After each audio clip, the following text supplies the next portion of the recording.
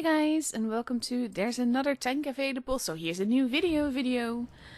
Today I will be showing you the Chinese Tier 8 medium tank, the 122 TM. Basically, it's okay. I will go over the stats with you and everything. Like I said, this is Chinese Tier 8 tank, and it feels really sluggish to drive, and that's my main concern with it. Now, stats-wise, I've pretty much been comparing it to the T-34-2 and the T-34-3, and like with the pen and the DPM, it's generally better. The rate of fire of the T-34-2 is better, but it does less damage per shot, so that's a big difference, of course. The aim time on this tank is a bit less. Let's just go over the numbers. So the DPM of this tank is 1788, which is lower than the T-34-2, which is 1947, and the T-34-3 has 1669. So in that case, this tank is better, at least in DPM. The penetration on the 122 TM is 203, the alpha is 400, the rate of fire is 4.47, the reload time is down 13 seconds and 13.42 seconds.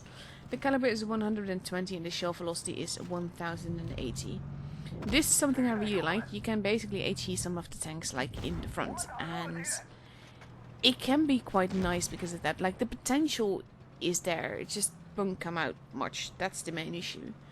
The aim time is 2.01 seconds, and that does feel quite long. The engine power is 565, which gives it a power to weight ratio of 15.21.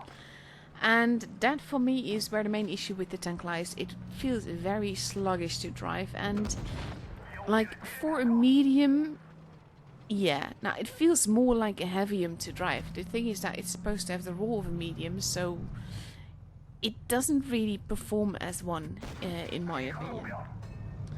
So basically, with the effective HP per ton is 11.7, 10.1 and 6.1. Terrain resist is 1.3, 1.5 and 2.5.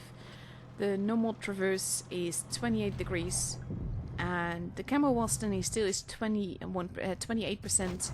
While moving it is 21%. After shooting it is 6% while standing still and 5% while moving.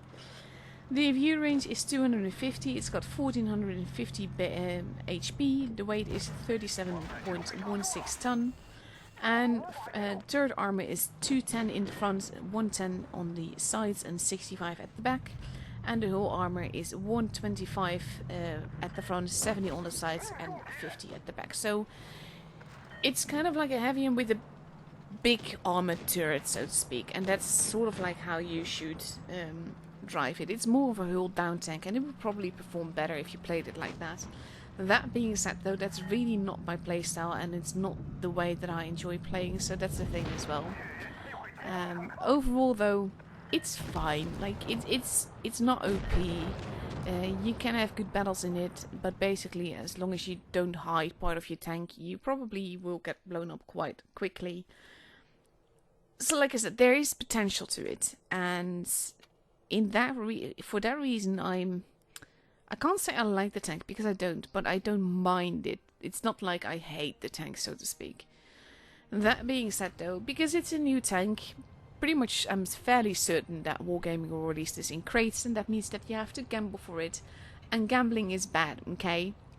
Just keep in mind that whenever you spend gold or money, probably money for its new tank, on crates, you are likely to not get what you want out of it, and the drop rate is always very low, and they do that for a reason.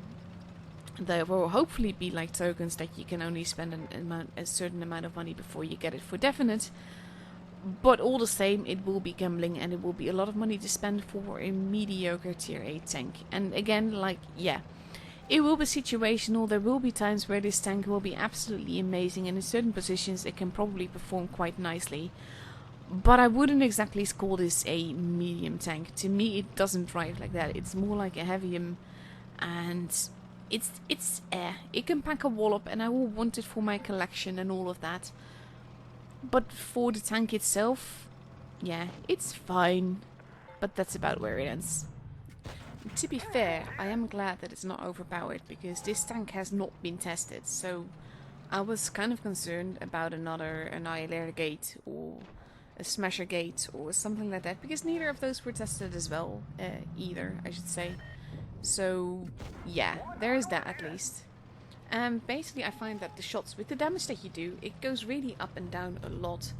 And I'm not sure what to think of that, to be honest. I also had like a lot of little shots like that, but that's mainly me and my internet being a little bit derpy, so I can't really blame the game for that. This tank, I think, will hold its own depending on how you play it. You have to play it a bit patiently, and that's not exactly my forte, which is probably why I didn't have the best of games in this tank, and that shot not even going in, because I shot the rock, because I didn't aim properly. But yeah, like stuff like that continuously, and like I said, it can pack a wallop, but there's a lot of like difference between the shot, the damage that you can do per shot, and that's something I found a little bit disturbing. But it's also like when you have a bigger gun like this, it kind of makes sense that that happens, but it's just not my preferred playstyle. So there is that as well. And yeah, I'm in a horrible position right now. I really just want to shoot him, and I do that, and then I go and focus the guy behind me. I have a corpse that I intend to use for that, but there's more tanks here, so I have to be a little bit careful.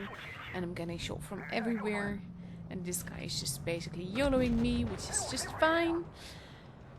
But yeah, like I said, the tank, it is quite balanced. There's nothing really wrong with it. The gun, when it works for you, it can work really nicely, and that's something to enjoy as well.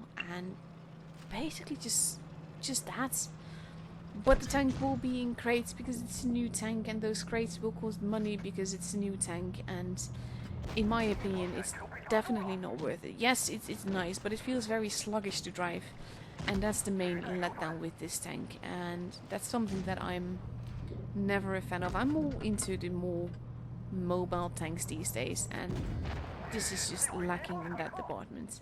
But if you like slow mediums, if you like hold down tanks, then you will probably like this tank, to be fair. So that is something to maybe keep in mind as well when you decide whether or not you want to put in a gamble.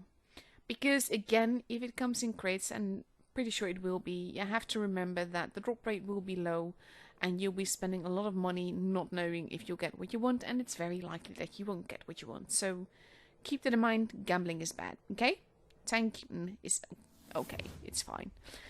Anyway, that's it for this video. Hope you guys enjoyed my little review, and I'll be seeing you guys later. Bye bye!